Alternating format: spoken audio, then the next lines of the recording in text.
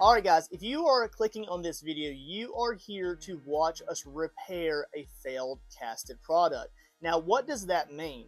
I had recently created a mold of a gopher frog, a Carolina gopher frog that is central to South Carolina, North Carolina, and it lives in the pine forests. It is endangered, it's under conservation list, things like that, but you can check out that information on its own. Today we're working with the actual casted plastic that we had got out of the latex mold. The actual cast that I had made was not absolutely perfect. I did get a perfect cast out originally, which is the master cast, and I'm currently making a silicone mold of that in a different way. So we've already made a latex mold. I'm making a silicone mold now, but today we're working with the actual casted item itself. Now, we had some voids on the legs of this item here, and we need to get those patched up so that we can finish this out in a full paint job. We're going to be painting this in an awesome faux bronze paint job, which is pretty cool. So that way, if somebody wanted to purchase something like this, they can get the bronze effect without actually having to pay for bronze effect, if that makes any sense. Now, the little frog diorama that we're working with now is casted out of Smooth Cast 300 fast set, just so you know what kind of medium we're going to be repairing. Now, you can't logically just repair it with liquid, so what we need to do is we need to use a solid substrate to repair that, and the easiest and fastest way to do that is to use some air dry clay. So sit back and enjoy, guys. If you're looking for just a simple, simplistic repair video, this is what you are here for. Otherwise, guys, make sure you check out some of my other videos and we will get into the repair work. Alright, all you amazing crafters out there, now if you're keeping up with the channel, you know in the past videos we have done a lot with this little frog. Now this is a kind of a realistic sculpture of a real Carolina gopher frog. Now we have those local to here, North Carolina as well as South Carolina, and they are usually in the pine forests. There's a lot of conservation going on about these little frogs, and I do cover that in other content videos, mainly when I am sculpting this out of monster clay medium. Today we're going to be using Sculpey air dry clay. Now how did it get from, let's just say, monster clay into the casted plastic we have here? I did make a latex jacket mold with a gypsum cast over that. That's what gave us the strength to cast this out of Smooth Cast 300 fast set. Now we did use fast set just so we didn't have to wait for the dry time, but it really wouldn't matter what kind of resin you used on it as long as you use a mold release. Now to repair these little divots or places where the kind of latex failed on us, I'm going to be using Sculpey air dry clay. Now you can use a lot of different mediums to repair your voids in your casted materials. You could also use plastic in itself. I really want to repair the leg as well as the outer portions of the arm here with something that's just easy to mold, easy to sculpt, and I can kind of form fit it to the existing structure. A lot of materials that you may use to repair this would be a lot harder to work with. And we do want to make things easier on ourselves in the studio if at all we can. So here you can see I'm using a silicone tip tool here. This is just a needle tip blending tool, very sharp edges. And we want to make sure we kind of blend those out to the existing smooth cast structure here. We want to make sure that when we go in with paints for this specific cast, we cannot see the blend line between the clay and the actual plastics. The whole goal is that the textures look the same so that when paint is layered on over this, even if we layer thin paints and not thick paints, it looks really good and you cannot tell that it has been repaired. So we've already did a lot of detail work on this with Dremel, kind of like just shaving down particular areas that were high and just really getting it kind of nitpicked over with the Dremel. What we're going to do here is I really wanted to make a bronze or a faux bronze cast out of a paint job. So what we're going to do is we're going to use a bunch of Mars Black, some antique bronze, some gold, and maybe even some blue patinas, craft paints, and we're going to create a faux bronze sculpture out of one of these frog kind of casts that I've made. So I didn't want to waste it just because I had a few voids on it. So we are going to, like I said, repair these out in this video. It also is a really good tips and tricks video as far as just, you know, making repairs to things that you've already created instead of just like junking them or chalking up to where, well, it's damaged. I can still use it, but I just really don't like it. I want you to like what you make, and if sometimes you get like blemishes here and there, you can fix those. You just gotta put a little bit of effort into that. This overall probably only took me about maybe 12 to 15 minutes of just taking my time sculpting, and sometimes it takes longer just to set up the camera and get the recording for you guys than it is just to actually break down and do the actual work here in the studio. So blending that out there, once I get kind of blended edges there, we will go ahead and texture in the actual crease line of the folded frog leg. Now we have not began working on the front. The voids on the front leg are a lot smaller.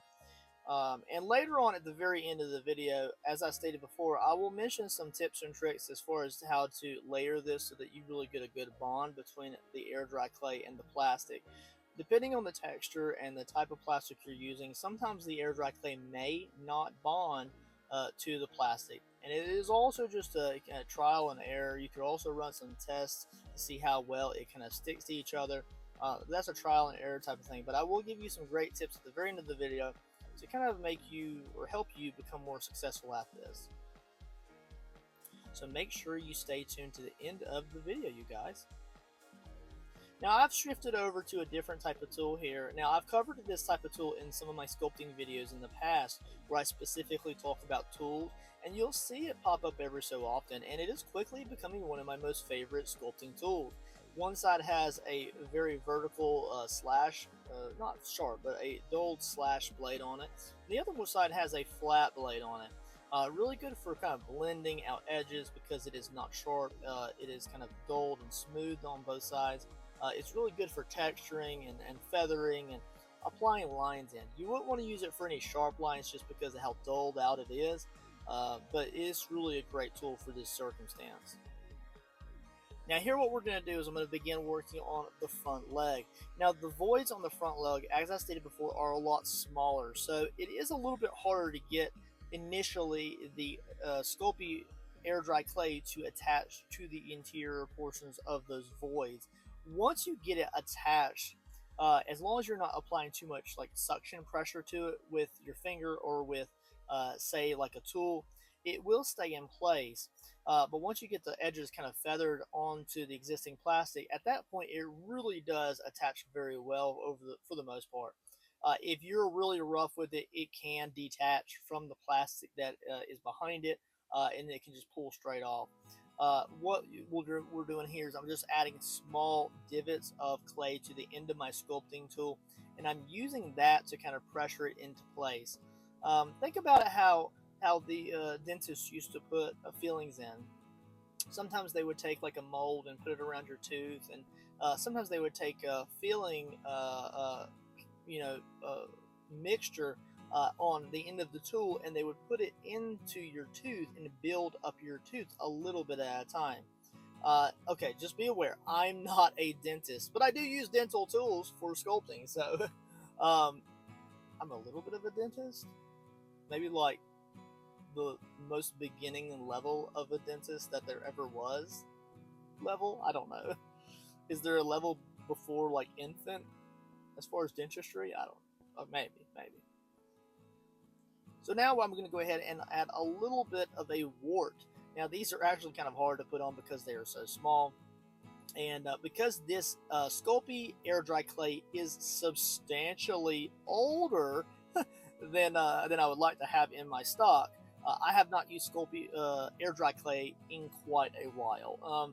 So this has been in my sculpting drawer for probably about half a year. It is still hydrated, yes it is, so I'm still able to get a little bit of workage out of it. But I'm very close to the point where I would almost have to add water to this clay to get it reactivated for us to do this demonstration. So I do foresee me having to buy another block in the near future. Just be aware of that. It is just part of the clay process, part of using air dry clays. They don't last forever. I mean, they can if you keep them like super moist and put them away. but mine was in a gallon bag with a little bit of air in it, so we did get a little bit of drying out in that clay. Now, having a little bit of dry clay when you're attaching it to the plastic can help you in some ways, whereas if you have it super saturated clay, it can kind of create a lot of like thin textures or like a surface on the surrounding plastic. And because this is a little bit drier, you do not get that film over the surrounding plastic edges, which is pretty important. If you leave that film on the edges of the plastic ongoing as you roll into painting processes, you could get pulling of the paint. So your paint could easily chip off or not get good adhesion to the plastics or to the clay. So you want to make sure that you don't get a lot of that clay broken down film over your plastic. I'm not saying you can't paint over it, you can, but under certain circumstances, you just don't want to have to paint over that very thin layer of weakened clay. So here it is around 12 to 24 hours later. Because this is not very thick clay, we don't have to wait very long at all, and it did dry up pretty fast. Now, as you can see, it still has a little bit of a rough texture around the front leg. I'm completely okay with that, but as I'm flicking the clay here, putting a little pressure on it from below with my fingernail and the tip of my finger, it does not want to come up. Now, if it did come up, it could do one of two things. It could break into multiple pieces, or it could come up in one piece. Okay, now here at the end of the video, I will talk more about that as far as what you could do if it did pull up in one piece. But for now, let's stick to what we're doing at hand. So what we're going to do is we're going to apply a little bit of a protective film over the clay just to protect it. Now, if you didn't like the texture that it gives you here, you could easily sand this down a little bit at a time until you get the overall texture or the smoothness that you would like. But at this point, if you didn't want to use sandpaper and you wanted to use something more robust to get kind of like textures or like sculpt in crease lines, you could use an X-Acto knife. But it's a little bit hard to work with when you're working with something so sharp and with hard angles. You could also use a Dremel tool if you'd like to do that as well. Dremel tool is probably the most professional way to do it, just because you can get a lot of different results with different tip tools. So what we're going to do here is we're going to give a little bit of a protective layer. Now, we're going to use Mod Podge in this situation. It doesn't matter whether it's matte, glossy, it doesn't matter. We're going to go over it with paint. Now, I like Mod Podge to go over it with a protective layer because it is a water-based glue. And when it dries up, it leaves a nice protective glue layer behind. It doesn't leave a lot of like adhesion or chemicals or nasty stuff behind that would keep your paint from adhering to the piece, and we don't want anything that's going to repel the paint because that makes it life more difficult. So we're going to go over this with a nice little paintbrush of one thin layer of Mod Podge here. Go with the grain of your sculpted textures, dab it if you need to, get a little bit of a feathered overhang over the plastic, and it's going to give your item even more protection between the two substrates. And then there we are, you guys. This thing has already been repaired and it's fully dried up. We were able to get that nice glaze of Mod Podge on there, and you can actually really see it glistening there. The Mod Podge is great because as that water-based glue, the water evaporates, it leaves that nice thin glue film behind, and it is a really great surface to attach the clay to the surrounding surfaces as well. And as you come in to paint it, you're not going to see a seam line between the plastic and the clay. If you didn't blend them properly, what will happen is as the air-dry clay dries, it constricts and it can get pulling on the edges. We don't want that to happen. So sometimes when you go over it with a little bit of a glue, it can kind of keep that surface from shrinking too much. The other issue that you can get is if you were to apply the air dry clay to your pockets or the surface, and for some reason as the air dry clay contracts, as the water dries, it could pop off or crack or come off of the actual plastic itself. It can create separation between the two. If it does that, it's completely okay. What you would do is you would gently just peel up the air dry clay. You would apply a little bit of E6000 adhesive or same Mod Podge, and you would go ahead and put your clay back on there the best that you can. Then let that fully dry. Then you'll go over it with the top coat of the Mod Podge. You could use other things from Mod Podge instead of Mod Podge if you would like to, but I just recommend Mod Podge because it's super cheap, it's super easy to work with, and it is washable. So this thing is absolutely ready for the next steps of the process of the bronzing. Again, we're going to be painting this one in a faux bronze paint job, which is pretty cool. And we'll maybe incorporate a little bit of blue patina in there as well. So make sure you click this video right here if you would like to see this awesome little frog become a bronzed frog. Otherwise, guys, make sure you like and subscribe, and I'll catch you on the next awesome video. Later, guys.